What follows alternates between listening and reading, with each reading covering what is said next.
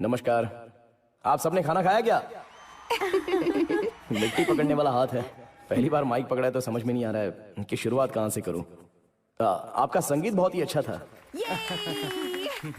अच्छा, वैसे बड़े बुजुर्गों ने कहा है कि धान का एक बीज और एक अच्छा शब्द दोनों भी एक समान होते हैं। जैसे कि अगर हम एक अच्छा बीज अच्छी जमीन में बोते हैं तो वो 100 गुना ज्यादा फसल देता है। जब इन्होंने मुझे यहाँ पर बुलाया तो मैंने तुरंत हाँ कह दिया।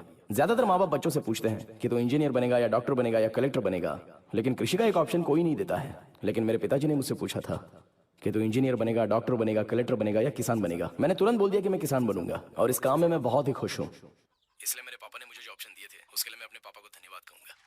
देखा?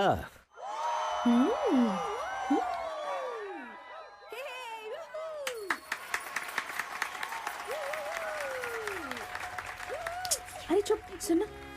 ऋषि हमारे भारत की रीढ़ की हड्डी है, ऐसा बोल बोलकर लोगों ने उसे अपने पीछे छुपा लिया है और हम इससे अनजान जी रहे हैं।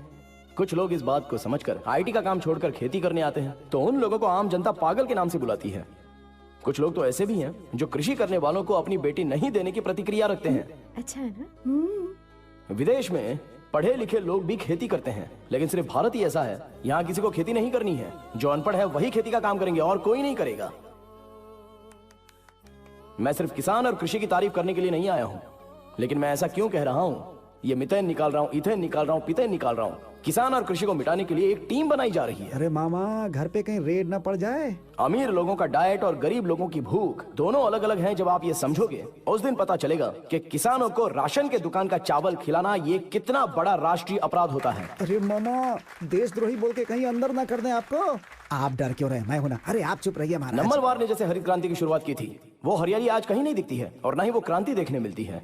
जनता, सरकार और वैज्ञानिक, ये सारे लोग जब एक हो जाएंगे ना तो ही अपने देश का भला होगा। जिस दिन नौजवान लोग कृषि और राजनीति को जब प्रोफेशन समझेंगे तब भारत शक्तिशाली बनेगा। हर एग्रीकल्चरल प्रोडक्ट के लिए गवर्नमेंट मार्केट होना चाहिए, तभी किसानों की आत्महत्या कम होगी।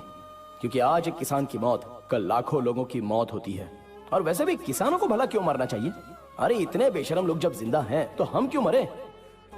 इस दुनिया को बनाने वाला सिर्फ भगवान नहीं है, अनाज उपजाने वाला भी भगवान है। अरे हम किसान हैं, ये बात गर्व से कॉलर उठा करके नहीं। क्या बात है। देखो बच्चों, आप इंजीनियर बनिए, डॉक्टर बनिए या वकील बनिए, चाहो तो आप राजनीति में भी जाइए, लेकिन साथ में खेती भी कीजिए। मेरा तो मानना है कि अगले ओलंपिक में आप कितने मेडल लाने वाले हो, इससे ज्यादा अगली पीढ़ी में कितने लोग खेती करने वाले हैं, ये बात बहुत जरूरी है। और यही हमारे घर की और देश की जरूरत है। मैंने ये सब तालियों के लिए नहीं बोला है, कोई किसी के सामने हाथ ना फैला इसलिए बोल रहा हूँ। भविष्य में किसान बनने वालों के लिए मेरी ढेर सारी शुभकामनाएं हैं और मुझे जो मौका दिया गया है उसके लिए धन्यवाद।